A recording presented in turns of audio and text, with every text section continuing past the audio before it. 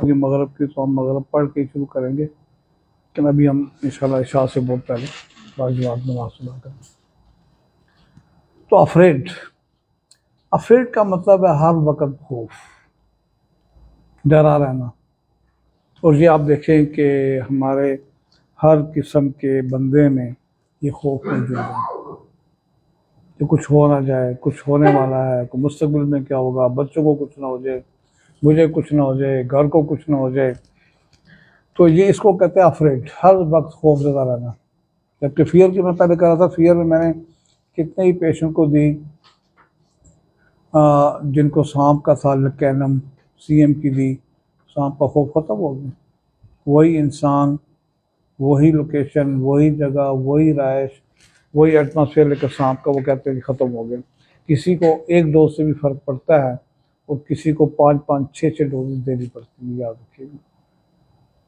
कोई ऐसे सख्त इंसान होते हैं उनको सीएम नहीं असर करती है एक डोज, उनको हर हफ्ते आप देंगे सीएम तो 4-5 डोजेज के बाद देखेंगे कि उनका फियर ख़त्म हो जाएगा। किसी को एक डोज ही देंगे उससे ही ठीक हो जाएगा। मैंने कितने ही बच्चों को जलसीमियम दी, एग्ज़ाम से पहले डेट शीट आती है उनको परेशानी शुरू हो जाती है, एग्ज़ाम पे जाने से पहले टांगे काम में कोई बीमारी शुरू हो जाएगी, उल्टियाँ शुरू हो जाएगी, खांसी शुरू हो जाएगी, मोशन लग जाएंगे। जलसीमियम है इसकी वजह।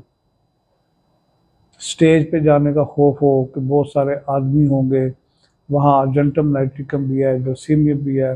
एंटी फियर ऑफ एंटीसिपेशन में लिखता होता हूँ अमूमन अपने FOT, तो जहाँ लिखा होता है वहाँ मेरी पहली दवाई या जलसीमियम होगी या अर्जेंटम नाइट होगी, क्योंकि उसको खौफ है किसी नई जगह जाने का, क्या बनेगा, इंटरव्यू में पास होगा नहीं होगा, पेपर अच्छा होगा नहीं होगा, और आगे जाऊँ किसी से आगे मुलाकात होगी नहीं होगी।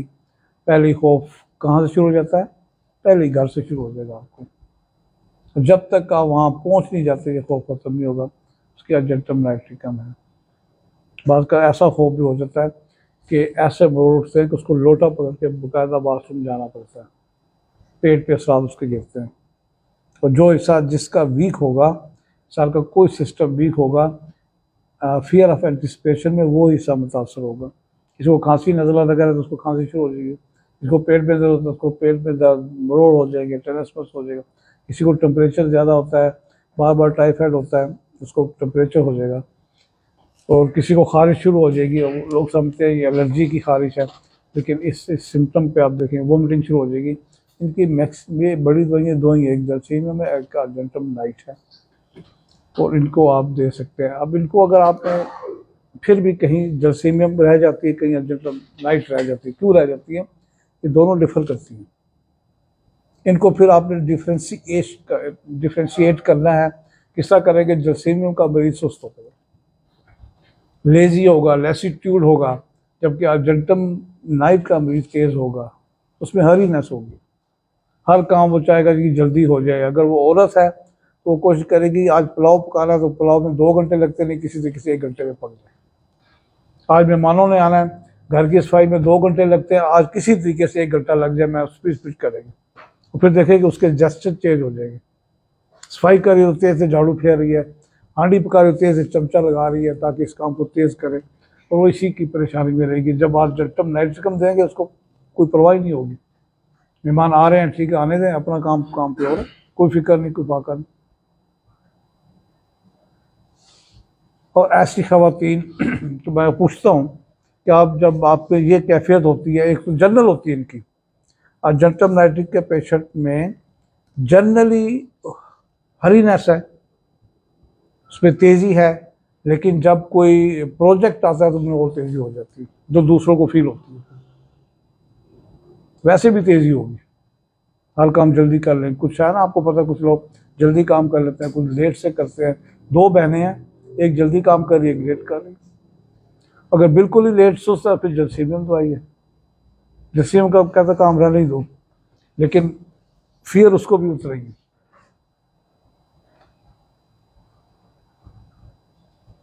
जलसीमियम के मरीज को तंग जगहों पे कुछ नहीं होता, बड़ी बड़ी बिल्डिंगों में कुछ अर्जेंटम नाइट का मरीज नहीं जा सकता तंग गलियों में, तंग सड़कों पे, लिफ्ट पे, और फिर उसको क्लास्ट्रोफोबिया की शिकायत भी होती है। जो लोग लिफ्ट में नहीं बैठ सकते, तंग गलियों से नहीं गुजर सकते, किसी होटल में जाएंगे तो वो देखेंगे होटल बंद है, उस पर नहीं बैठ सकते। कि आप देखेंगे आपके साथ अगर आप 4-5 बंदे 6 बंदे कभी होटल में जाने वाले होते हैं तो वो जाके देखेंगे हमें वो वाला टेबल मिले जिसके साथ खिड़की और जिसका पर्दा हटा हो। वो दूर खिड़की से या पर्दा बंद पर्दे वाली जगह बैठ ही सकता। और इसकी दूसरी वजह सक्सीनम भी है और बड़ा अच्छा काम करती है। कितने मरीज जो जहाज में नहीं बैठ सकते थे, उम्रा नहीं करने के, बाहर नहीं गए, उनको सक्सीनम दी गई, अर्जेंटम नाइट्रिकम दी गई, उन्होंने बाहर सफ़र भी किया और अपना काम से हो गया। बड़े अच्छा दो ये काम करती है। इसी तरह अफरेड जो मैं बता रहा हूँ कि इसको हर चीज़ का खौफ होता है कि बेटी को कुछ ना हो जाए, बेटे को कुछ ना हो जाए, खामन को कुछ ना हो जाए, मुझे कुछ ना हो जाए, हमारे घर को कुछ ना हो जाए, हर वक्त खतरा। उसकी सबसे पहली दवाई एक्वालाइट है। सड़क क्रॉस करेगा तो उसको खतरा है। रात को 1:30 बजे भी सड़क क्रॉस करेगा तो रुक के करेगा, उसको पता ट्रैफिक नहीं है, राइट लेफ्ट देख रहा है कि नहीं है, फिर भी रुकेगा कि कोई आ तो नहीं रही, फिर क्रॉस करेगा। दिन की तो बात ही हो रहा है, रात को भी वो आप जा रहे हैं तो एक्वालाइट का पेशेंट होगा, वो क्या करेगा कि वो रुक जाएगा सड़क से पहले। आपके दराक इतने हैं कि आपने एक नजर इधर देखा कोई नजर नहीं आ रहा, आप क्रॉस हो गए, वो रुका हुआ, इसके अंदर खौफ है। और इसकी दूसरी दवाई सबसे बड़ी जिंकम फास है। ये आप इसको CM में देने पड़ेंगे, जितनी माइंड की हैं उसको CM देंगे। इसमें अर्जेंटा नाइट भी काम करती है, फास्फोरस भी काम करती है। अपनी अपनी सिम्टम पे फिर आपको देना पड़ेगी। फास्फोरस भी है, अर्जेंटा नाइट भी है, एक्वालाइट भी है और आपकी जिंकम फास भी है। और ये अमूमन पेशेंट, हर दूसरा पेशेंट अफरेड है, हर दूसरा पेशेंट अफरेड है। हम माइंड सिम्टम को भूल जाते हैं, नहीं लेते, हम इतनी इंपॉर्टेंस नहीं देते, लेकिन हर पेशेंट में माइंड सिम्टम मौजूद होती है। जिसको अपना फ्यूचर का खौफ होगा उसकी क्रिकेरिया का भी दवाई बनेगी। कई आते हैं कि पता नहीं कल क्या बनेगा, परसों क्या बना, आने वाले वक्त का खौफ उसकी क्रिकेरिया का है। तो अगर ऐसा आपके पास मर्ज कुछ और लेके आ रहा है कि आप उसके माइंड पे बात कर रहे हैं, आप उससे पूछ रहे हैं, ऐसा अफरेड, ऐसा फियर निकलता, तो आप पहले वो दवाई देंगे, आप देखेंगे कि आपका बाकी रिजल्ट भी अच्छा हो जाएगा।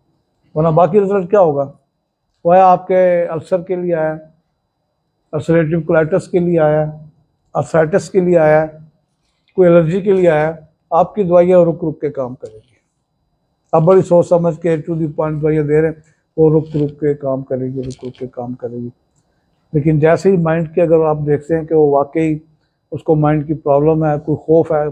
अब खौफ तो मैंने आज बताया, इससे पहले मैंने क्या बताया था कि लॉस ऑफ रीज़न है, कि मेरा काम कोई वजह के बगैर खौफ है,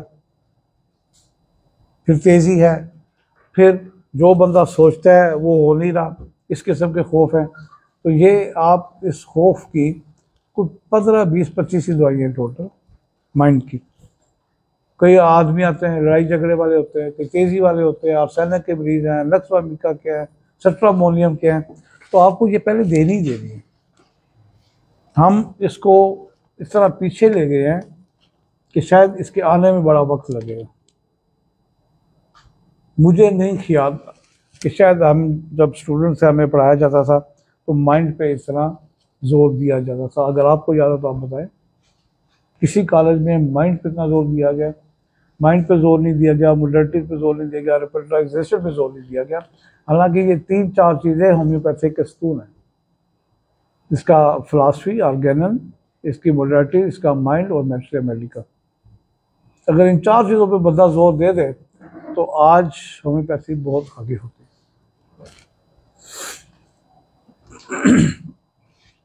इसलिए हमें अफ्रेड पे या इस तरह की बहुत सी और सिम्टम है जो माइंड की हैं, आपको अंदर आते ही पता चल जाता है कि उसका मूड कैसा है। कई आदमी आएंगे, देखिए आपसे आदमी नहीं बुलाना पसंद करेंगे,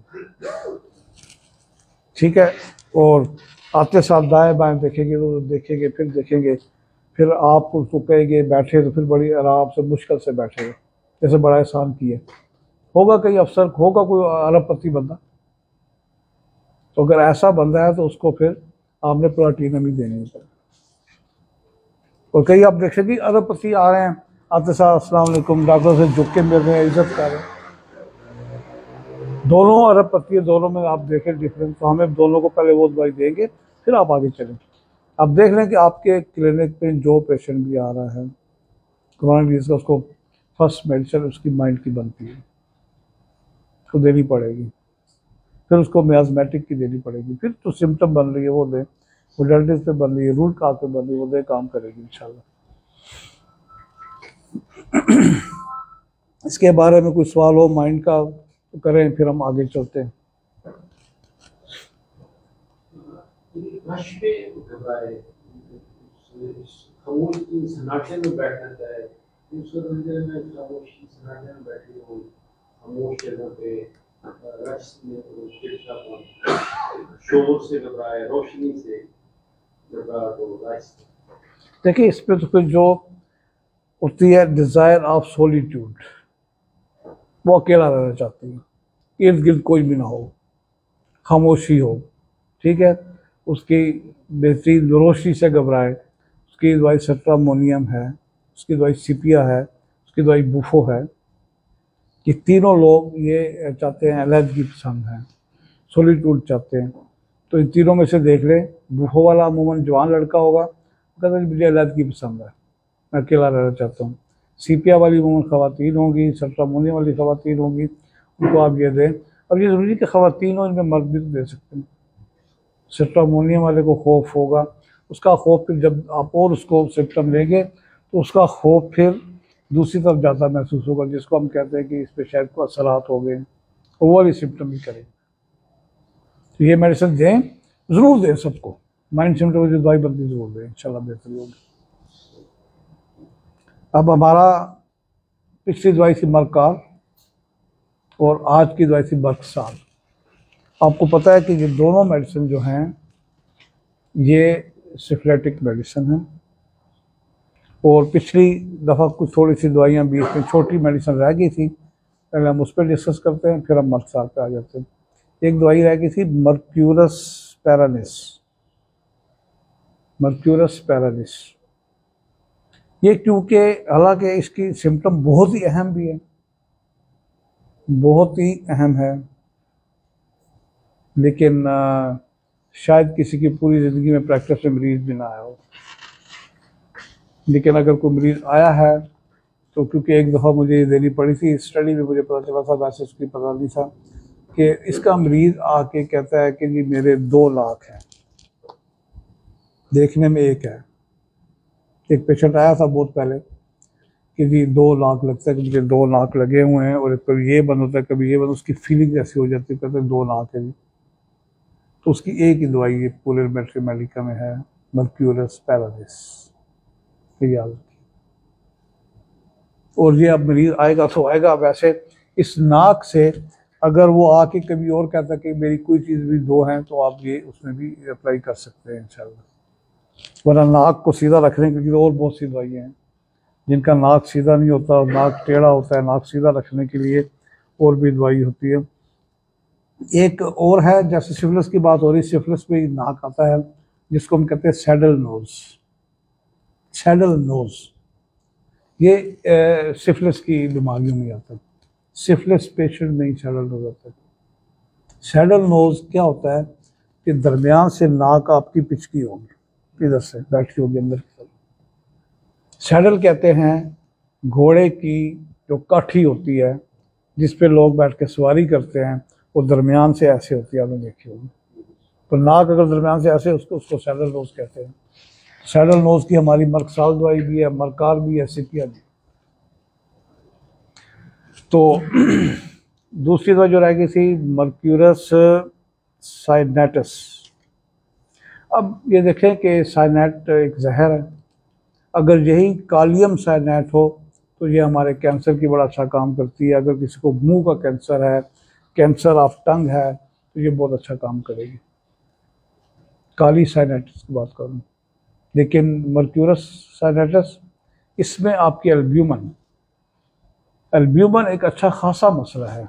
आप देखेंगे कि एल्ब्यूमन जिसको हो वो बड़े परेशानी में होते हैं। अक्सर बच्चों को एल्ब्यूमन आ रही होती है पेशाब में, जिसको प्रोटीन भी हम कहते हैं। और ये क्रॉनिक नेफ्राइटिस की वजह से और parenchymal disease, renal parenchymal disease grade 1 grade 2 जिसमें हो जाता है, जिसमें कोई आपका फिल्ट्रेशन का जो मेम्ब्रेन्स है उनमें काम नहीं हो रहा, जिसको ग्लोमेरुल कहते हैं, उसमें प्रॉब्लम की वजह से उनके बच्चों में ये आ रही होती है, बड़ों में भी आ जाती है। और ये एकदम ठीक नहीं होती। मेरे एक्सपीरियंस पे तो आया है कि एकदम ठीक नहीं होती। इसमें 6 महीने साल लग जाते हैं बच्चों का इलाज करते करते, लेकिन ये ठीक हो जाती है। कि आदमी आपके पास आते हैं, वो टेस्ट करते हैं, प्रोटीन आ रही है, कि आके कहेंगे कि फ्रॉथी यूरिनेशन है, यानी कि पेशाब में जाग बन रहा है।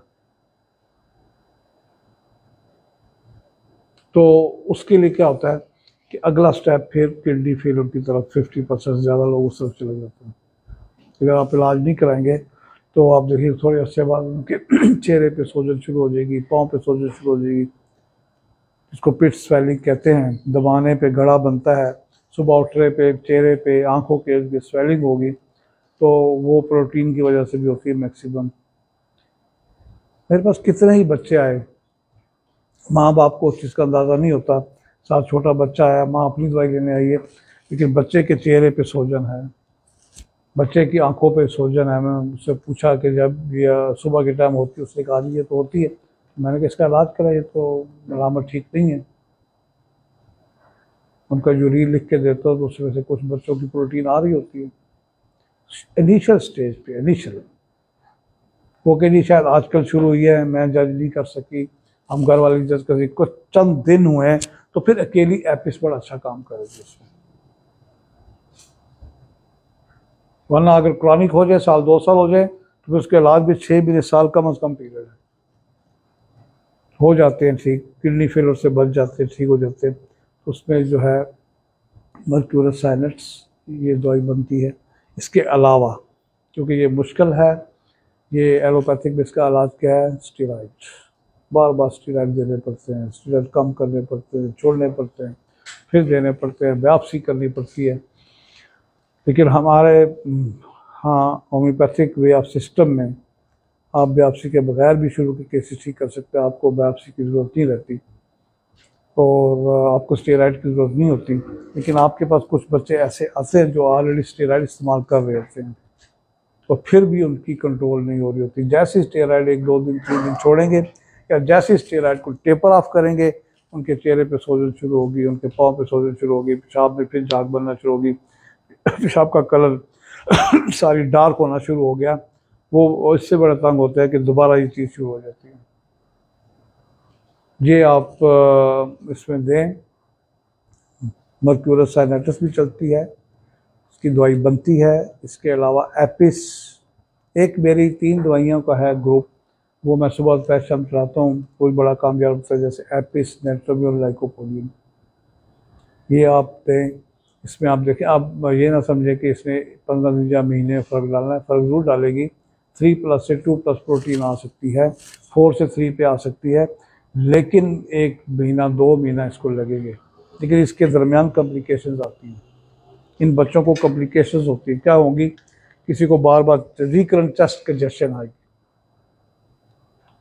यहाँ पे रैटलिंग, हीजिंग शुरू हो जाती है ऐसे बच्चों को, पेशाब में बर्निंग शुरू हो जाएगी, स्कैंटी यूरिनेशन हो जाएगा, पेशाब कम आना शुरू हो जाएगा। तो अगर ऐसी चीज़ आती है, इसके साथ आपको ट्यूबरकुलिनम देनी पड़ेगी।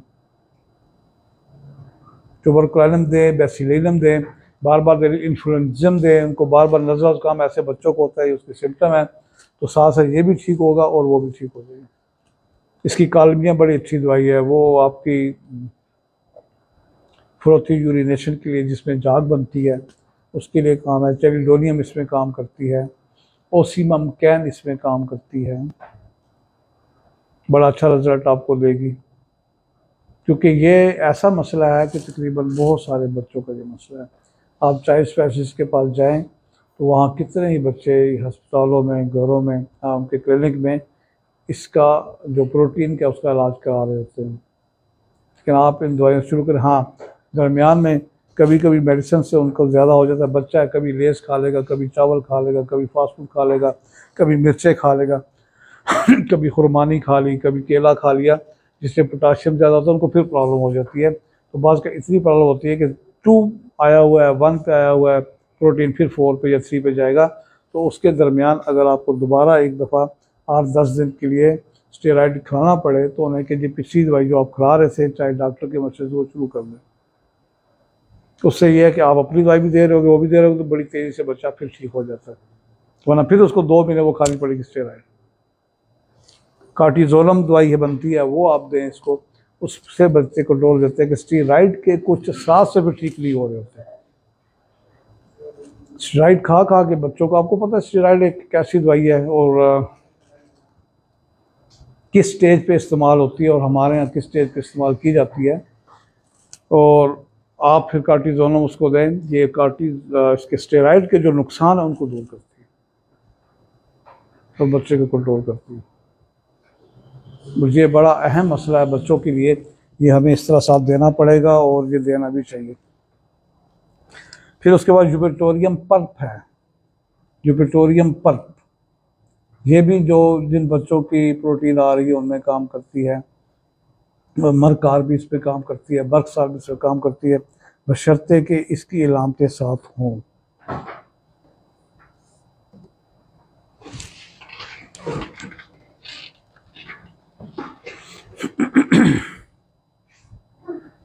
इसके साथ आप देखें कि अगली एक मेडिसिन थी जो रह गई थी, मर्कडल्सिस। मर्कडल्सिस ये बड़ी इंपॉर्टेंट दवाई है, कुछ 2-4 अमराज में बड़ा काम आती है और बड़ा अच्छा काम करने वाली। सबसे पहले आप देखें कि कुछ बच्चे डेफ एंड डम्ब होते हैं, कुछ जो सुनते भी नहीं और बोल भी नहीं सकते। कुछ बच्चों की ऐसी तादाद है डेफ एंड डम्ब की कि उनकी अस्टेकिल ट्यूब बंद हो जाती है, स्वेल कर जाती है, स्टेनोसिस हो जाता है, नैरो हो जाती है। जो ट्यूब आपके हलक से कान तक आती है, स्टेकिल ट्यूब, वो किसी तरीके से बंद हो जाती है और बच्चे सुनना और बोलना बंद कर देते हैं। ये शुरू के जब बच्चा पैदा होता है, पैदाइशी भी हो सकती है, और अगर शुरू में ही उसको कोई तेज मेडिसिन दी जाए उसकी वजह से भी उसके इफेक्ट से ऐसा हो जाता है। जैसे कि बच्चों को आप देखें, छोटे बच्चे हैं, किसी को ओटैल्जिया शुरू हो जाता है, किसी की ओटोरिया शुरू हो जाता है, कान बहना शुरू हो जाता है। तो अगर उसके बहने को एकदम आप बंद करेंगे और अगर वो अंदर से जहाँ इन्फेक्शन है वो इन्फेक्शन ठीक नहीं होगी तो बच्चे का सुनने में मसला हो जाएगा। इसलिए अगर ये जो बहरे होते हैं बच्चे, बहरे ऊजिंग ओटोरिया जिसको कान से कुछ सैलान बहता है, उनको आप ऐसी दवाइयों से इलाज करें कि एकदम वो बंद ना हो, आस्ता आस्ता बंद हो। अगर हमने वहाँ सिलेशिया देनी है, हमें क्योकेरिया सल्फ देनी है, हमने मारिका देनी है, मारिस्टिका देनी है, हम शुरू में हाइपोटेंसी ना दें, उनको पहले 201 ml शुरू करें और फिर जब देखें कि बच्चा ठीक हो रहा है फिर आखिर में उसको कंक्लूड करने के लिए ट्रीटमेंट हम उसको हाइपोटेंसी दे सकते हैं।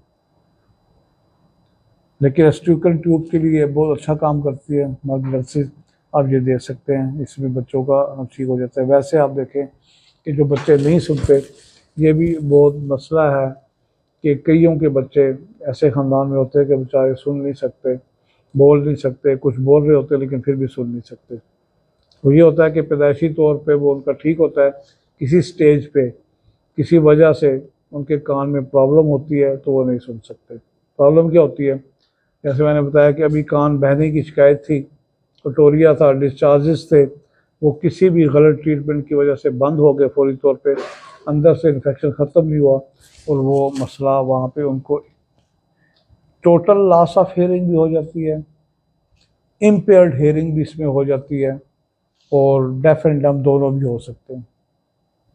इसके लिए फिर आपको क्या देना पड़ेगा, इसके लिए पल्साटिल्ला, लोबीलिया इन्फ्लाटा, लेडम्पार। पल्साटिल्ला, लोबीलिया इन्फ्लाटा, लेडम्पार, लैक्सिस, जिंकमेट।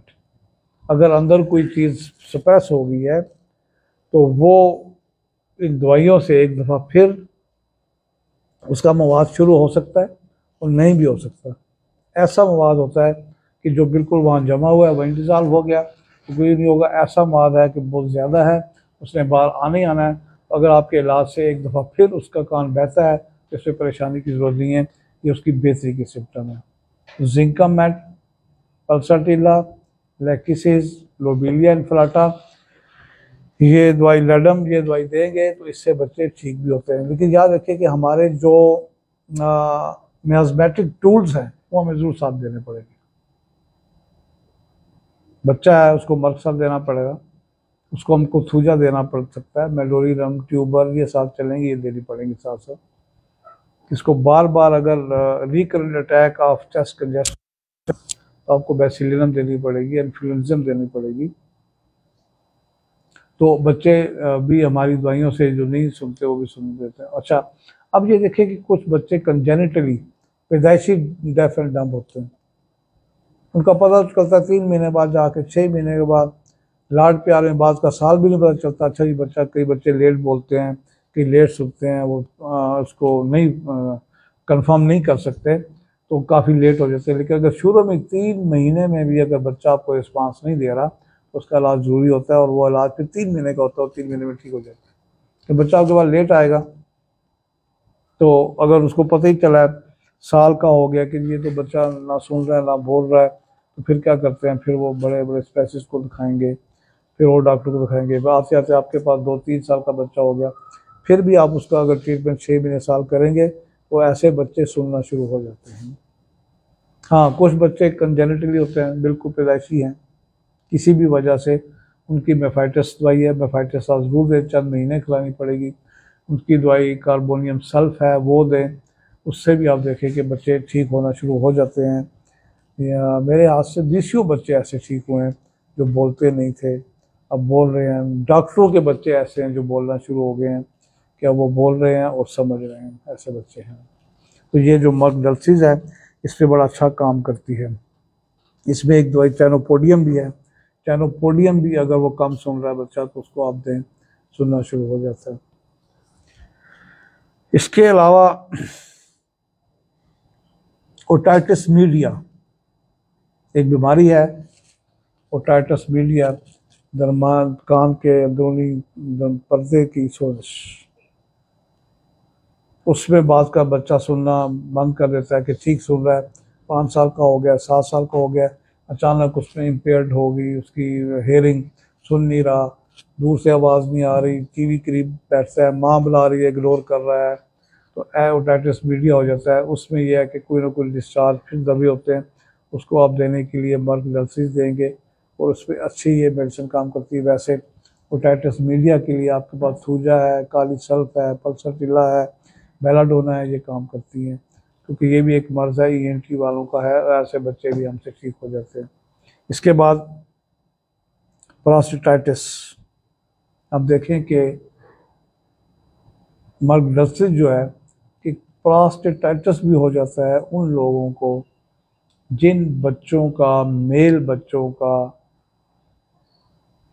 प्रोटीन आ रही होती है, कॉन्स्टिपेशन उनकी होती है, या किसी वजह से भी उनका प्रोस्टेट सूज जाता है, उनको प्रॉब्लम होती है पेशाब करने में, वो बार बार पेशाब तंग आता है, रुक के आता है, टेस्ट कराते हैं, डॉक्टर को UTI लिख देता है, कोई क्या कर देता है, लेकिन उनको प्रोस्टेटाइटिस होता है, सिस्टाइटिस हो जाता है इसकी वजह से। तो इसमें मर्क डल्सीज बड़ा अच्छा काम करती है, बेलाडोना बड़ा अच्छा काम करती है, आपकी कोपेवा अच्छी काम करेगी, ट्राइटिकम एक दवाई है वो बड़ा अच्छा काम करती है। अगर प्रोस्टेटाइटिस जवानों को, बड़ों को ये हो जाता है तो ट्राइटिकम, देखिए एनलार्ज प्रोस्टेट की और मेडिसिन है। यह प्रोस्टेटाइटिस, प्रोस्टेट की सूजन हो जाती है जो वक्ती तौर पे किसी वजह से हो जाती है, उसमें ये मर्क डल्सीज, बेलाडोना, ट्राइटिकम, कैंथारस, ये दवाइयाँ अच्छा काम करती हैं। आप अगर सिस्टाइटिस भी कभी देखते हैं ना, सिस्टाइटिस होता है कि आपके यूरिन ब्लैडर की सूजन, अमूमन आप बड़े अल्ट्रासाउंड की रिपोर्ट में आता है कि पेशाब की तकलीफ़ है, पेशाब में कभी बर्निंग है, कभी इनकम्प्लीट अर्जिंग है, कभी अर्जेंसी है, तो सिस्टाइटिस लिखा होता है। कुछ लोग इसलिए अल्ट्रासाउंड कराते हैं कि शायद इसके किडनी में कुछ स्टोन होगा उसकी वजह से है, लेकिन ऐसा नहीं है, स्टोन नहीं होता, किडनी बिल्कुल क्लियर होते हैं, तो सिस्टाइटिस निकलता है। तो उस स्टेज पे बेलाडोना सबसे बेहतर दवाई है। अब बेलाडोना उसको दें, अगर उसकी प्रॉब्लम है हाइपरटेंसी में दें तो उसकी वो सिस्टाइटिस भी ठीक हो जाता है। के साथ जैसे कोई थूजा है, मेल्डोरिनम है, वो आपको देनी पड़ेगी। इसके साथ सिफ्लाइनम है, वो भी बात कर देनी पड़ती है। तो ये भी चीज़ ठीक हो जाती है। इसके बाद एक बड़ी ख़तरनाक मर्ज इसमें आती है, जॉन्डिस। जॉन्डिस तो आपको पता है इतनी ख़तरनाक नहीं है, लेकिन जब ये जॉन्डिस ऑब्स्ट्रक्टिव बन जाता है तो फिर ये ख़तरनाक हो जाता है। ऑब्स्ट्रक्टिव जॉन्डिस का मतलब है कि आपके सीबीडी में या किसी और चैनल में, किसी कैपिलरी में, किसी जगह आपके स्टोन फंस रहे हैं, और जब वो स्टोन फंसता है तो फिर इतना सीवियर जॉन्डिस होता है कि एकदम देखते देखते उसका सारा आंखें पीली, रंग पीला, चेहरा पीला, जिस बेड पे लेटेगा वो बेड की चादरें पीली, जो कपड़े उतारेगा बनैन चलवार की वो पीली हो जाएगी। तो फिर ऑब्स्ट्रक्टिव जॉन्डिस में एकदम उसका ऑपरेशन करना पड़ता है, ताकि वो जो ऑब्स्ट्रक्शन है वो स्टोन की सूरत में है, पॉलिप्स की सूरत में है, नैरोइंग है, या कोई और उसमें स्लज है, वो फिर दूर करते हैं। उसमें MRCP भी है, ERCP भी है, और दूसरे प्रोसीजर करते हैं, लेकिन हमारी मेडिसिन भी इसमें काम कर देती हैं और मरीज़ की ऑब्स्ट्रक्शन ख़त्म हो जाती है। यानी कि मर्क साल भी इसमें आती है, इसमें मर्कडलसिस भी आती है, इसमें मायरिका भी आती है, इसमें टीलिया भी आती है, और उसमें क्लकीरिया फ्लोर भी आती है, उसमें हेमामेलिस भी आती है। ऑब्स्ट्रक्टिव जॉन्डिस में ये चीज़ें आती हैं, ये मेडिसिन आती है। ठीक है जनाब। अब और दवाई थी एक मर्क आयोडाइड फ्लेवम और मर्क आयोडाइड रोबरम। फ्लेवम जो है ये आप देखें कि आपके लेफ्ट साइड पे काम करती है। मर्क आयोडाइड फ्लेवम, अगर आपके टांसिल लेफ्ट साइड के हैं, लेफ्ट साइड का ज़्यादा है, राइट साइड का कम है, तो मर्क आयोडाइड फ्लेवम चलेगी अगर राइट साइड पे ज़्यादा है। और रोबरम अगर लेफ्ट साइड पे अगर आपके चांसेस ज़्यादा बढ़ गए हैं, यहाँ पे आपके देखिए बच्चों के यहाँ पे लिफ नोड यहाँ बड़े होते हैं, जिसको आप लिफ एडिनोपैथी भी कहते हैं, लिफ नोड भी कहते हैं, सर्वाइकल लिफ नोड भी कहते हैं। अगर इस साइड पे हैं तो मर्क आयोडाइड रोबरम भी काम करेगी। साथ आपने वो जो हमारे मियाज़मेटिक टूल्स हैं, वेसिलिनम है, ट्यूबर है, सिक्रोफ्लोरिन है, वो भी देंगे, लेकिन ये बड़ा अच्छा काम करेंगे। अगर राइट साइड पे है तो मर्क आयोडाइड फ्लेवम काम करेगी। और अगर इस तरह के आपके चांसेस हैं, आपको पता है कि एंजाइना क्या होता है? एंजाइना पता है मुझे? एक एंजाइना और भी होता है, उसका दिल से ताल्लुक नहीं है, लेकिन अगर वो एंजाइना ठीक ना हो तो फिर दिल पे एंजाइना का अटैक हो जाता है। चांसेस जब आपके इनलार्ज हो जाए और पेन करे, उसको भी एंजाइना कहा जाता है, उसको लेकुनर कहा जाता है। लेकुनर टॉन्सिल्स के जब आपके टॉन्सिल्स बढ़ते हैं तो उस पर एक पेन होता है, एक सॉरनेस होती है, एक दुखन होती है, और दुखन के साथ ये कंस्ट्रक्शन होती है। ऐसे कंट्रैक्शन होगी, कंस्ट्रिक्शन होगी कैक्टस की तरह, तो फिर वो एरिया भी एंजाइना ऑफ टॉन्सिल्स कहलाता है। तो आपको पता है कि अगर टॉन्सिल्स का इलाज ना किया जाए शुरू में, तो ये बाद में जाके आपके हार्ट पे भी असर करते हैं। तो merc iodide flavum, merc iodide rubrum, यहाँ दो छोटी दवाइयाँ, लेकिन ये काम करती है आपके गले के बाहर और अंदर। आपके इंटीरियर साइड पे अगर कोई नोड्स हैं, कोई टॉन्सिल्स हैं, एक्सटीरियर साइड पे एक्सटर्नली कोई नोड्स हैं, कोई लिफ नोड्स हैं, कोई एडिनोपैथी बन रही है, तो ये दवाइयाँ काम करेंगी। लेकिन इसके साथ साथ आप मियाज़मेटिक टूल्स को नहीं भूलेंगे, याद रखिए। इसके बाद अब आ जाता है मर्क साल, जिसको जो हमारा आज का टॉपिक है।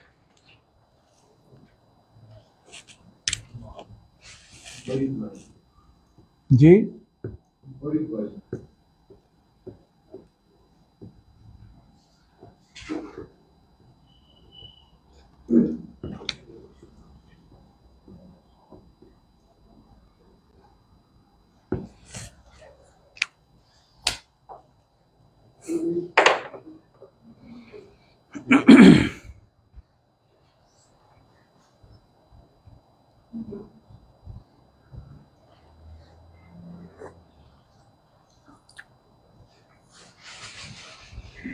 अब मर्क साल बड़ी दवाई है, कोई शक नहीं, लेकिन ये क्या है,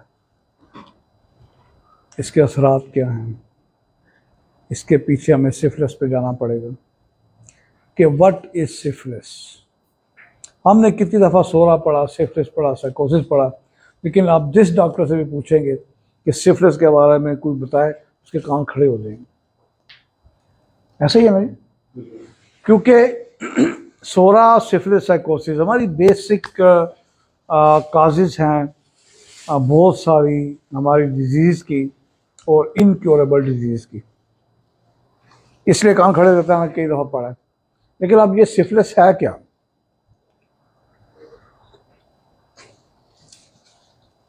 किताबों में लिखा हुआ है कि ये सिफिलिस है, ये एक एसटीडी है। एसटीडी क्या है? Sexual transmitted disease. सेक्स के ज़रिए ये ट्रांसमिट हो जाती है। वो साइकोसिस में भी होती है, इसमें भी होती है, चलो ठीक है, लेकिन क्यों होती है भाई? हर एक को क्यों नहीं हो रही? हर आदमी क्यों नहीं इसमें मुब्तला? 100 सेहतमंद आदमी, उनमें से 2 को सिफिलिस होता है, 3 को होता है, या 10 को होता है, 90 को तो नहीं होता।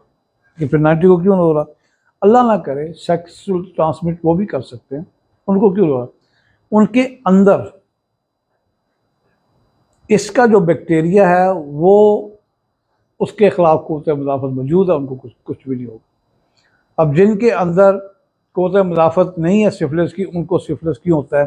क्योंकि ये ख़ानदान से चल रहा होता है, ये इनहेरिट कर रहा होता है, ये इनहेरिडिटरी पे जो बीमारी है उसमें काउंट होती है, और ये आपके फैमिली से पीछे से आ रही है। यहाँ आके ये मुख्तलिफ काजेज़, मुख्तलिफ बहाना बन जाते हैं कि जैसे ब्लड ट्रांसफ्यूजन से भी हो जाता है, एसटीडी से भी हो जाता है, आपके डायरेक्ट कांटेक्ट से भी हो जाता है। आप किसी से हाथ मिलाएंगे, अगर उसको सिफिलिस है तो आपको भी हो सकता है। ये कंटेजियस डिजीज़ भी है, किसी के थूक से हो जाता है। तो अगर किसी को ये प्रॉब्लम है तो ये हो, अब ये होता क्यों? सिफिलिस इतनी ख़तरनाक बीमारी क्यों है? सिफिलिस जो है ये मिसिंग करती है, मिसिंग। इसकी जो बीमारी होगी उसमें कोई ना कोई चीज़ मिस हो जाती है। इसका जो बच्चा पैदा होता है सिफिलिस का, आप देखें कि उसको हार्ट प्रॉब्लम होगी, दिल में सुराख होंगे, दिल के वाल्व की प्रॉब्लम आ जाएगी, और मिसिंग होने से आप देखें कुछ बच्चे क्लेफ्ट पैलेट का शिकार हो जाते हैं, उनका पैलेट अंदर होता ही नहीं है। आजकल वो सर्जरी से करते हैं ठीक उसको। मेंटली रिटार्डेड भी इसी में आते हैं ना, क्योंकि अब ये क्या होता है कि ये जीन की म्यूटेशन ऐसी होती है कि जीन उनका 100% सेहतमंद नहीं मिलता उनके माँ बाप से, और म्यूटेट ऐसे वो गलत तरीके से करता है कि उसमें कुछ चीज़ें जीन रह जाते हैं, और उसके जीन के माइनस होने से कहीं ना कहीं आगे missing of disease, missing of organ, या मिसिंग ऑफ कुछ सम पार्ट ऑफ ऑर्गन वहाँ पे हो रहा है। आज आप ऐसे बच्चों के दांत देखेंगे कि पैदाइशी तौर पे उनके दांत खराब हो जाते हैं। बच्चा दूध पी रहा है, माँ का दूध पी रहा है, दूसरा दूध पी रहा है, ठोस गज़ा शुरू कर दी है, 8-9 महीने का हो गया, लेकिन जब दांत निकल रहे हैं दांत ठीक नहीं आ रहे उसमें। हम कहते हैं फास्फोरस की कमी है, कैल्शियम की कमी होगी, लेकिन पीछे इसके मैक्सिमम सिफिलिस आ रहा है।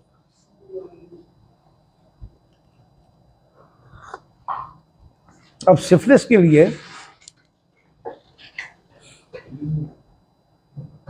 आप देखें कि इसका इलाज होम्योपैथी में हो जाता है, क्योंकि हम सिफिलिस को सही तौर पे रिकग्नाइज ही नहीं कर सके। हम एज ए होम्योपैथ, हमें सही तौर पे दिखाया नहीं गया, बताया नहीं गया कि what is syphilis, what is sine, what is symptom of syphilis. ये नज़र भी आती हैं, इसके सिम्टम लेटेंट भी होती हैं, हमें नहीं बताया गया। हम सिफिलिस के पेशेंट को एक्जिमा कह देते हैं। हम सिफिलिस के पेशेंट को स्कैबीज कह देते हैं, हम सिफिलिस के पेशेंट को प्लूराइटिस कह देते हैं, हम सिफिलिस के पेशेंट को खारिश कह देते हैं। तो आप देखें कि हम खारिश सल्फर बहुत बड़ी दवाई है, एंटीसोरिक है, लेकिन वो काम नहीं करती, कई जगह आप फेल होते हैं। लुक वही है, खारिश वही है, सिम्टम वही है, लेकिन but the patient is involving from syphilis. तो फिर सोरा कैसे काम करेगी?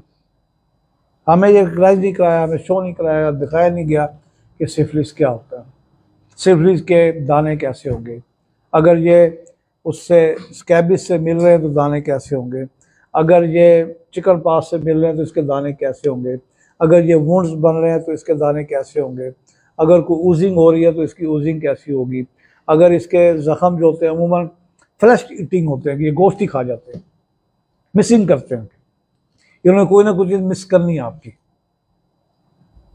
तो पहले हमें सही तौर पे रिकग्नाइज हो कि सिफिलिस क्या चीज़ है।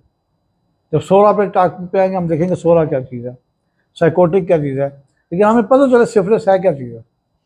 सिफिलिस के मरीजों को मुंह से पानी क्यों आता है, सिफिलिस के मरीजों को पसीना क्यों आता है, सिफिलिस के मरीजों को ऑफेंसिव पर्सपिरेशन क्यों है, सिफिलिस के मरीजों में से जिस्म में से भूख क्यों आती है। पहले रिकग्नाइज तो करें सिफिलिस है क्या, फिर आप मर्क साल को, फिर आप सिफिलाइलम को, फिर आप काली बाइकोमी को, फिर आप आरामेट को, फिर आप साइनावायरस को, फिर काली आइलैंड को, फिर उसको अप्लाई तो करें ना, आपको पता तो हो। जब आप रिकग्नाइज ही करेंगे कि व्हाट इज सिफिलिस तो वो कामयाब से इलाज नहीं होगा। इसलिए मैं थोड़ी सी तस्वीरें लाया हूँ हस्बे रवायत कि ये देखें कि सिफिलिस की लुक क्या होती है, फिर उसके मुताबिक आप देखेंगे आपके जेब में मेडिसिन भी आएगी।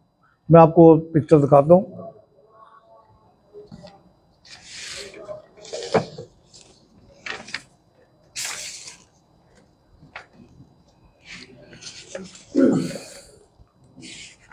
आपने अमूमन इस तरह के बच्चे देखे होंगे,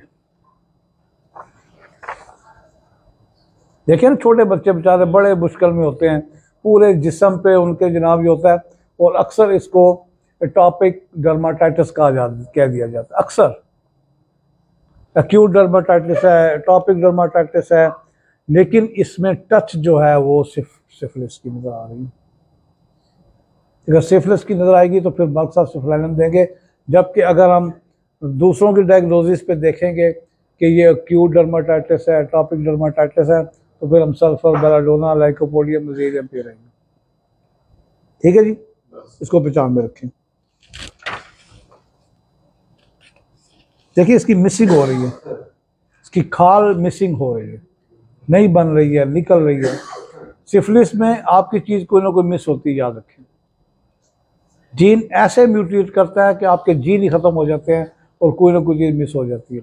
अब इसके जितने आप देखें कि मैक्सिमम बच्चे जिनको हम स्पेशल चाइल्ड कहते हैं, सेरिब्रल पाल्सी कहते हैं, उनकी कोई ना कोई चीज़ मिस होती है।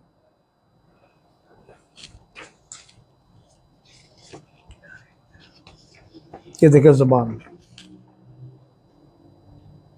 इंडिकेट किया हुआ है कि ये सिफिलिस के निशान ऐसे होंगे, वरना ज़बान के, मुंह के, एब्सेस के, थ्रश के कितने केस हमारे पास आते हैं, लेकिन हमें इसमें देखना है कि रिकग्नाइज करना है कि सिफिलिस है कि नहीं।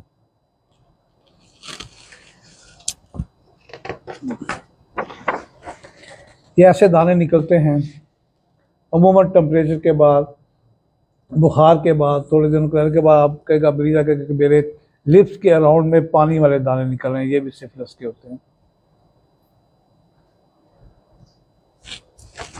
इसमें हमें मर्कसाल, सिफलाइनम, आरामेट देनी पड़ेगी, लेकिन जबकि हम अमूमन नेट्रोनोल देते हैं।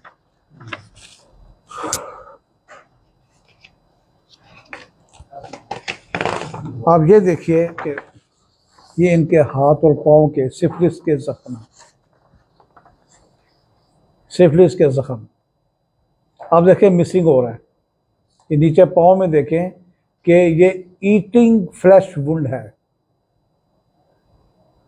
ये वुंड ऐसा है कि ये खा रहा है, आपकी स्किन को खा रहा है। इन हाथ पाँव को भी अब हम कई डॉक्टर अच्छे सोराइसिस कह देंगे, एक्जिमा कह देंगे, चंबल कह देंगे, लेकिन देखें जहाँ पे मिसिंग हो रही है, जहाँ पे टेक्सचर ख़राब हो रहा है, जहाँ पे होमोजीनस नहीं है, होमोजेनिटी नहीं है, वहाँ पे ये सिफिलिस बन रहा है। स्किन खाई जा रही है, खाई जा रही है सिफिलिस पे, मुंह खाई मिसिंग है ना, कोई ना चीज मिसिंग है।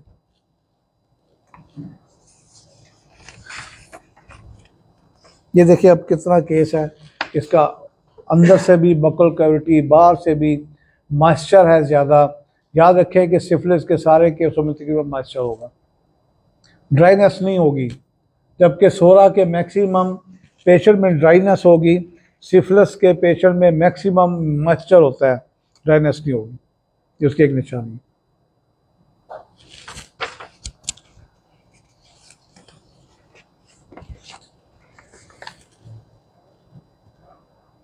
इसको भी हम एक्जिमा कह देते हैं, सोराइसिस कह देते हैं, और कुछ कह के इलाज करते हैं, जबकि इसको सिफिलिस की ज़रूरत होती है कि एंटी सिफिलिटिक मेडिसिन की इसको ज़रूरत होती है।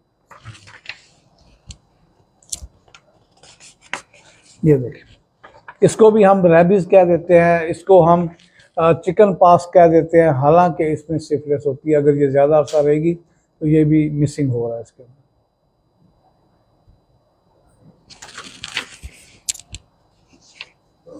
कईयों को आप देखेंगे, आप भी आके कहेंगे बार बार कि मेरे ज़ख्म ठीक ही नहीं होते, मेरे यहाँ ज़ख्म बनता है, मुंह के अंदर बनता है। जिनको आप देखें, जिनको हम कहते हैं मुंह के छाले, एप्सियस कहते हैं, थ्रश कहते हैं और स्टोमाटाइटिस कहते हैं, आप देखें वो नहीं ठीक हो रहे। वो मैक्सिमम होते हैं, वो देखिए हाथ लग गया बंद नहीं। तो ये देखिए अब ये ऐसे, ये इतने अरसे से यहाँ पे ज़ख्म बनेगा, ठीक नहीं हो रहा, ठीक नहीं, ये भी सिफिलिस का है। इसके बाल देखें, बाल भी सिफिलिस के है, मिसिंग है।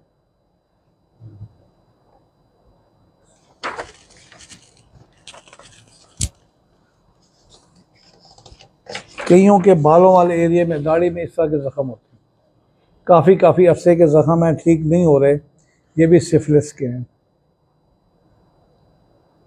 अगर बाल की मिसिंग है तो फिर वो इसमें गंजेपन में सब सिफिलिस है, मिसिंग हो गया। थोड़ा थोड़ा सा हो रहा है, जैसे आपका है, मेरा हो रहा है, ये भी सिफिलिस हो सकता है। कि बिल्कुल जी, जो आपका एलोपेशिया होता है वो भी सिफिलिनम का है,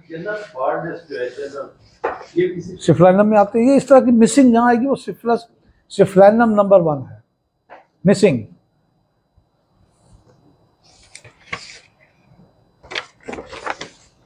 ये देखिए, ये ऐसे ज़ख्म जो डीप वुंड्स होते हैं, सर खारिज होते हैं, ऐसे ज़ख्म भी।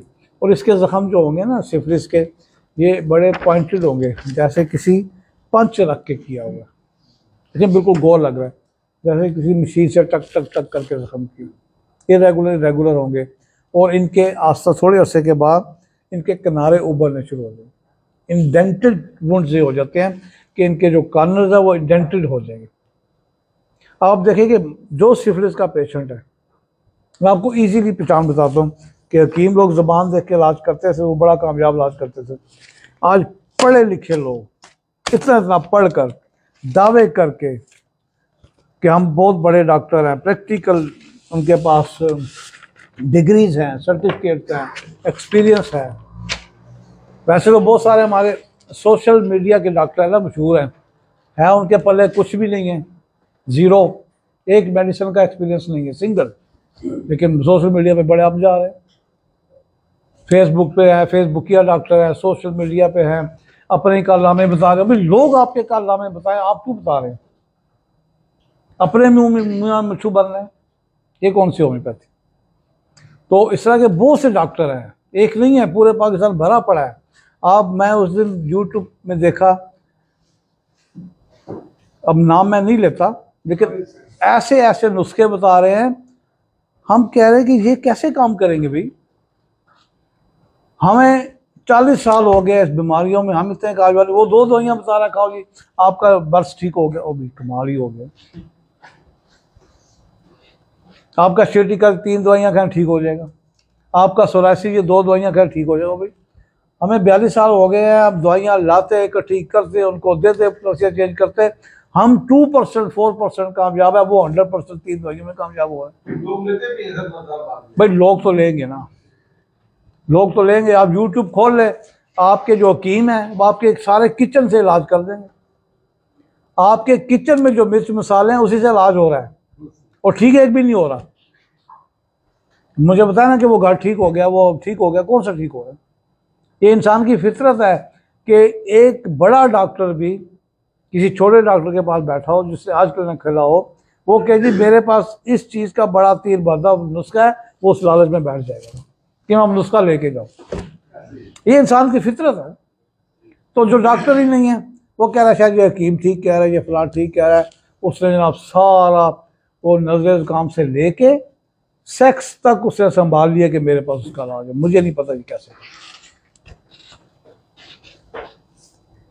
बहरहाल ये अपने अपने ज़मीर क्या होता है कि कुछ डॉक्टर वाकई अपने ऐसे होते हैं कि उनका तजर्बा है, उनका एक्सपीरियंस है, वो सोशल मीडिया पे आते भी नहीं, उनके पास टाइम भी नहीं है, और कुछ सोशल मीडिया का सहारा लेते हैं। वक्ती तौर पे वो है 2 दिनों की चांदनी है, फिर देरी रात होती है उनके साथ। हमने कितने डॉक्टर देखे, आपने खुद देखा टीवी पे वो डॉक्टर नाम आता था, क्योंकि मैं इसलिए बता रहा हूँ, आप सबको पता उसका नाम आता था। कहाँ तक गया, आप कहाँ पे, उसका नाम भी नहीं। डॉक्टर एक और कैंसर का आता था, आसिफ से पता नहीं क्या नाम था, सब तो स्टिक चलती थी, स्टिकर चल रहा था, ख़त्म हो गया। तो ये 2 दिन की चांदनी फिर अंधेरी रात वाली बात है। तो इसमें तजर्बा करे, एक्सपीरियंस करे, शेयर करे, फिर मुश्किल से कामयाबी होती है। तो मैं बता रहा था कि जैसे आप देखें, इसमें आप ज़ुबान देखते होंगे कईयों की, अगर किसी की ज़ुबान में इम्प्रिंट ऑफ टीथ है, इम्प्रिंट ऑफ टीथ, वो सारे सिफिलिस होते हैं।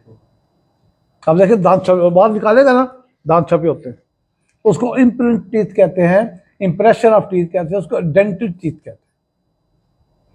अगर वो आ रहा है वो सिफिलिस के पेशेंट है, अब उनको मर्साल देखे, सिफिलिस देखे, काली माइक्रोबिकल देखे, काली आइडर देखे, सेनाबैरस देखे, आरएमएड देखे, आरएमओ देखे, इससे मिलेंगे आपको ये चीज़ें। तो अब ये है कि मर्साल जब हम सुनते हैं तो हमारी बहुत सी चीज़ें हमारे पास आती हैं। इसकी आचक की क्या निशानी है? सबसे पहले एक दाना निकलता है आपके मैक्सिमम पीनस पे निकलेगा, वुल्वा पे निकलेगा, मेल फीमेल जो जेनिटेलिया उन पे निकलेगा, और वो शुरू में मर्क साल देने से ठीक हो जाता है, अक्सर वो बेचता। यानी बहुत से केस को दिया और सिंगल मर्क साल देने से उनका सिफिलिस वहीं पे ख़त्म हो गया। अगर आप ये नहीं करेंगे तो फिर आगे चलेगा, आगे चलेगा तो फिर मिसिंग में दाने बन जाएंगे, मिसिंग स्किन हो जाएगी, कोई चीज़ इस तरह मिसिंग हो जाएगी। फिर कैंकर बनता है, जिसको कभी कैंकर कहा जाता है, शंकर कहा जाता है, वो भी होता है। फिर आगे गिल्टियाँ बन जाती हैं, लिफ नोड बन जाते हैं, लिफ एडिनोपैथी बन जाती है, आपके अंदर गिल्टियाँ बनेगी, बाहर गिल्टियाँ बनेगी, फिर वो बाहर बनते हैं, जैसे लाइपोमा होता है, इस तरह के बाहर बनेंगे, उनको गमी कहते हैं, गमी या गमा, ये सिफिलिस के बन जाते हैं फिर जब स्टेज अगले स्टेज पे आते हैं।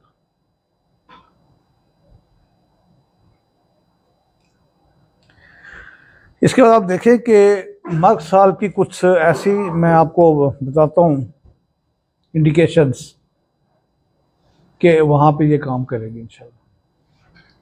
अब सबसे पहले देखें, अब इस पे हम क्या जाएं, ट्रिपोनीमा पैलिडम इसके बैक्टीरिया का नाम है, ट्रिपोनीमा पैलिडम। अब हमें असल में नाम तो आना चाहिए, लेकिन ये नहीं देना चाहिए कि इसकी ग्रोथ क्या है, एटियोलॉजी क्या है।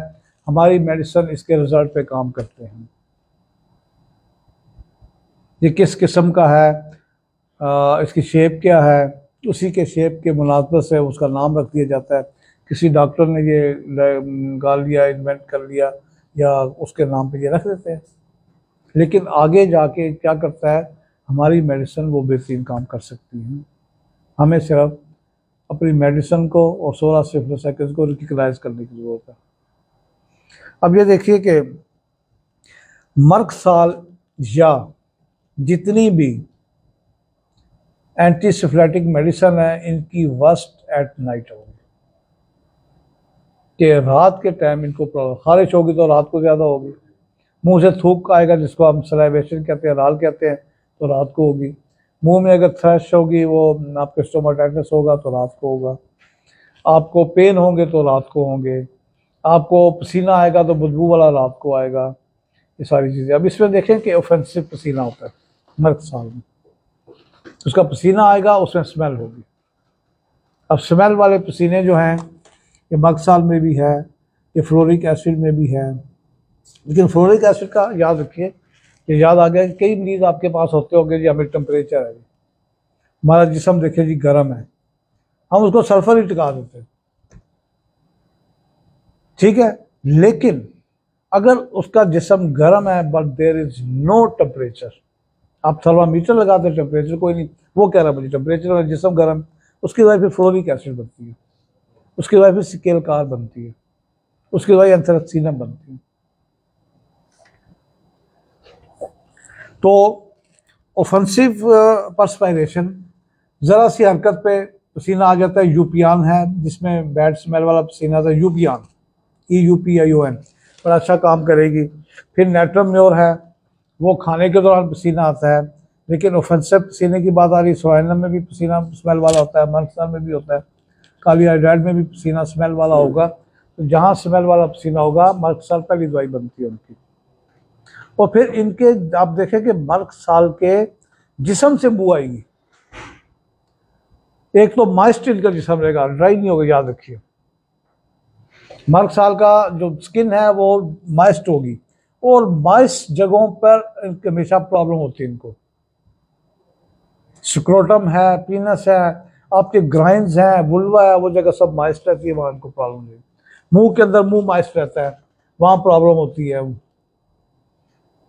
मुंह के अंदर थूक है, बेताशा सब है, फिर भी प्यास जबरदस्त लग रही, तो वहां पे ये काम करे। अगर खारिश की हो रही है जिस्म पे, लेकिन जिस्म ड्राई नहीं है, आपको मॉइस्ट नज़र आ रहा है, उसमें से कुछ चीज़ उजिंग हो रही है, वो प्लेन है, स्टिकी है, जिस किस्म का एक्सुडेशन है, जिस कलर का है, अगर वो मॉइस्ट है तो एंटीसेप्टिक मेडिसिन उसका इंतजार कर रही है। इसके बाद इनके मुंह से भी स्मेल आ रही होती है, जिसको हैलिटोसिस कहते हैं। बहुत से मरीज आते हैं, आप देखेंगे वो शिकायत करते हैं मुंह से स्मेल आती है। कोई कह रहा था कि डॉक्टर साहब बसूड़ों की वजह से, हाँ जी बसूड़ों की वजह से। कोई कह रहा था मैदे की वजह से, हाँ जी मैदे की वजह से। दांतों की वजह से, हाँ जी दांतों की वजह से। और भाई ये सिफिलिटिक की वजह से हो रहा है, ये सिफिलिस की वजह से हो रहा है कि उनके अंदर से स्मेल आ रही है और उनको खुद महसूस होती है, लेकिन जब दूसरे आदमी को महसूस हो उसकी दवाई स्पाइजीलिया है कि दूसरे आदमी शिकायत करे, उसको खुद नहीं आएगी। अब मजे की बात देखें ना, यहाँ ओलिटोसिस के ऑफेंसिव ब्रीथ है, ऑफेंसिव ब्रेथ है, आपका मुंह से स्मेल आ रही है, तो आप उसको, उसकी दवाई आरामेट बड़ी अच्छी है। जितनी यंग लड़कियां आती हैं उनमें आरामेट दवाई बनती है और कालीफास बनती है। फिर स्पाइजीलिया दूसरे लोग, उसको नहीं आ रही स्मेल, वो हैरान होता है जी आपको स्मेल कैसे आ रही, वो खुद सूंघे देखेगा मुझे स्मेल नहीं आती। अगर दूसरों को आ रही है, दूसरे शिकायत करे तो फिर स्पाइजीलिया दवाई, अपना शिकायत करा तो फिर मर्क साल दवाई है। इसके बाद देखिए कि इसमें सलाइवेशन होती है, सलाइवा आता है, मुंह में पानी आता है, मर्क साल की अलामत है, सिफलाइनम की अलामत है। फिर अगर दिन को आता है तो ब्रांडा कार्ब है, रात को आता है तो मर्क साल है, वैसे ज़्यादा आ रहा है आरम ट्रिफाइलम है, वैसे आता है जैबोरेंडी है, और भी इसकी बहुत सारी मेडिसिन है। लेकिन जिसको रात को ज़्यादा आता है उसकी दवाई मर्क साल है, सिफलाइनम है, और ये अच्छा काम करती है। और हमें हर सिम्टम पे अगर उसकी सलाइवेशन है तो हमें ये दवाई देनी पड़ेगी अगर कोई भी अलामत है। एक होती है सलाइवेशन बच्चों को, जो दांत निकल के ज़ुबान में ड्यूरिंग डेंटिशन अगर सलाइवेशन है राल में, तो उसको ड्रूलिंग कहते हैं, ड्रूलिंग। उसकी दवाई कैमोमिला है, फैटोलाका है, तो उसमें भी हम मर्क साल दे देते हैं। लेकिन अगर ब्लूश कलर के अंदर छाले भी बने हुए हैं, स्टोमाटाइटिस भी है, तो फिर ब्लूश कलर के लिए आर्सेनिक है। अगर ब्लडी सलाइवा है, ब्लडी दाने हैं, ब्लडी छाले हैं, उनमें खून आता है, खून आ रहा तो लैक्सिस दवाई है। अगर सफ़ेद रंग के हैं वाइट कलर के है तो थूजा है, बोरक्स है, बैक्टीरिया है। ये 8-10 दवाइयाँ हैं, हम इस स्टोमाटाइटिस पे कंट्रोल कर सकते हैं। इसके साथ कभी कभी हम मेटास्टेसिस होता है, ये मेटास्टेसिस होता है तो कभी उसमें सोरा मिक्स हो रहा होता है, कभी टीबी मिक्स हो रही होती है, कभी कैंसर मिक्स हो रही है, तो फिर हमें कार्सिनोसिन देना पड़ेगा, ट्यूबर देनी पड़ेगी, सल्फर मिसाल देनी पड़ेगी, क्योंकि एक आदमी में कई के म्याज इकट्ठे हो जाते हैं। हमारे डॉक्टरों ने, डॉक्टर आनेमन ने और डॉक्टर कोशिश की कि इन दवाइयों को मिला के भी दे, जैसे कल्केरिया आयोडाइड है, काली आयोडाइड है, नेट्रम आयोडाइड है, को मिला के देखा गया, सल्फर आयोडाइड है, ये रिजल्ट निकले, उसके भी बड़े अच्छे रिजल्ट है। एक लेक्चर तो सिर्फ होना चाहिए, ये जो हमारे मैट्रिया मेडिका के अंदर कॉम्बिनेशन है, सल्फर आयोडाइड है, क्यूपरम आयोडाइड है, भाई ये क्यों मिलाए गए और इनको जब कंबाइन किया उसका रिजल्ट बड़े अच्छे निकले। वो हमारी प्रैक्टिस में दवाइयाँ नहीं है, वो हमें ना कॉलेज में पढ़ाया गया कि ये वाले कॉम्बिनेशन क्यों इकट्ठे किए गए, ये दो दवाइयाँ क्यों, बात का 3 में मिली हुई, जिसको हम बेसिक कॉम्बिनेशन कह सकते हैं। उस कंपाउंड के हम खिलाफ नहीं हैं,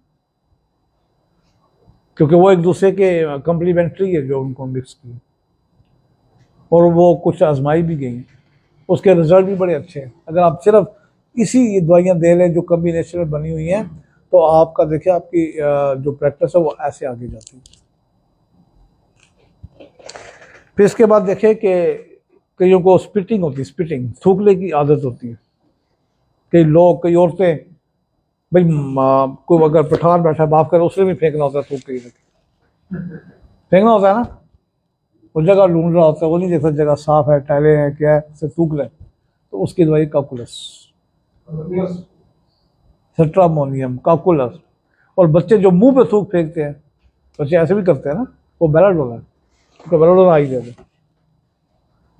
अब देखिए होम्योपैथी में कहाँ सिम्टम, कौन सी दवाई कहाँ फिट हो रही है, कौन सा मियाज़मा आ रहा है, कौन सी रूट का दारी, बस आ रही रिसर्च हुई, सब रिसर्च बात करती है। अगर थूक आता है और आपका सलावा गिरता है, आयरस वर्सा, और अगर जागदार थूक है, पल्सर टिल्ला है, और अगर रुई की तरह थूक है, बिल्कुल ड्राई, नक्स मांस काटा है, नक्स मांस काटा, ये देनी पड़ेगी। लेटने से रुक जाता है जी, बैठने से आता है, लेटने से ज़्यादा आता है, बैठने से आता है। लेटने पे जो दवाइयाँ हैं वो मर्कसाल है, सिफ्लाइनम है। दिन में जिनको लेटने से आता है ब्राटा कार्ब है, आरम ट्रिफाइलम है। लेटने से कम हो, कम हो फिर आप मॉर्निंग वाली दे दें। अगर बैठ के ज़्यादा होता है ब्राटा कार्ब, आरम ट्रिफ दें। अच्छा, इसके बाद कान दर्द, ये बच्चों की बड़ी प्रॉब्लम होती है कि इधर रात हो ही नहीं, उधर बच्चे ने जनाब चीखना मारने शुरू कर दिया। हीट ऑफ बेड से जो दर्द है वो मर्कसाल की, हीट ऑफ बेड से जो दर्द होगी वो ओटेल्जिया है, वो मर्कसाल बेहतरीन काम करेगी। वैसे रात के दर्द में पल्सरटिला बड़ा अच्छा काम करती है, बेलाडोना करती है, कैमोमिला करती है, लेकिन प्रॉपर अगर वो जब देखेंगे बेड पे लेटता है, साने पे लेटता है, तब दर्द है, तो मर्कसाल सिफ्लाइनम अच्छा काम करती है, आरम अच्छा काम करती है। उनको फिर हीट से प्रॉब्लम हो रही होती है, इसलिए कि उनकी अंदर की प्रॉब्लम जो हड्डी होती है वो वीक हो रही होती है, तो जब हीट पहुंचती है तो वो उसको बर्दाश्त नहीं करते, दर्द शुरू हो जाती है, बच्चा चीखे मारता। स्नीजिंग, इसमें आप ये देखें कि कुछ लोगों को एलर्जी है, सांस की, छींकें आती है, खांसी आती है, स्नीजिंग आएगी, तो वो स्नीजिंग अगर सनशाइन में आ रही है तो वो मर्कसाल सिर्फ उसकी दवाई है। अगर आग में आ रही है, सनलाइट में आ रही तो मर्कसाल है, आग में आ रही तो एंटम क्रोडम है। फ्लेयर ऑफ फायर को देखने के लिए, ग्लेयर ऑफ फायर, जहाँ ग्लेयर ऑफ फायर नजर आएगा वहाँ एंटम क्रोडम दवाई है, नेट्रम दवाई है, मर्कसाल दवाई है। इसी तरह स्किन आपको बताया कि मॉइस्ट होगी, उस पर काम करेगी। जो आपके हेमोलाइटिक जॉन्डिस है, कि जिस जॉन्डिस में आपके लेवल बड़े हाई हो जाते हैं, टोटल बिलिरुबिन है, ALT है, बहुत हाई हो गया, उनको कहते हैं जब ब्लड चेंज करेंगे, लीवर ट्रांसप्लांट करेंगे, वहाँ मर्कसाल काम करती है, वहाँ TNT काम करेगी, वहाँ क्रोटाइलस हारेट काम करेगी। इसके मतलब अगर किसी को कोई सवाल हो, क्वेश्चन हो तो वो करे। अगला हमारा इंशाल्लाह दूसरी इतवार को जो लेक्चर होगा 6 बजे होगा, और मिजीरियम पे होगा। तो उस पर हम स्किन प्रॉब्लम को फिर करेंगे। अब मैंने इसकी भी स्किन की तस्वीरें दिखाई है, उसकी भी स्किन की आप देखेंगे।